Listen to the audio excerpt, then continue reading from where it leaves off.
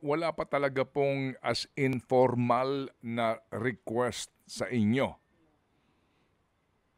Tama po, Sir Ted, pero that does not prevent us from preparing for the Okay. diving operation. Okay. Now, sir, yung exploratory dive na sinasabi, kayo ba, ang inyo bang mga tropa, ginawa na po iyon? Yung pag-check lang po so far, yung alam mo na, parang kumbaga, para malaman na kaagad, ano ba, gaano ba kalabo yung ilalim ng Taal Lake, ganun po.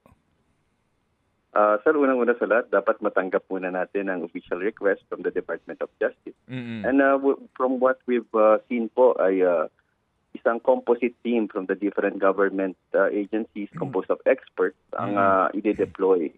So marami tayong dapat ikonsidera at dapat ay makipag-unayan din tayo sa mga ibang ahensya ng gobyerno na magiging part nitong technical diving na ito po.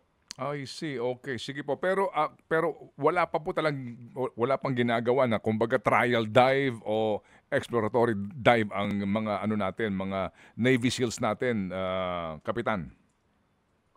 Sir Ted, ngayon po wala pa po at Okay. dahil nga po yan dapat in coordination yan sa mga ibang ahensya ng gobyerno na magiging partner natin sa diving operations po.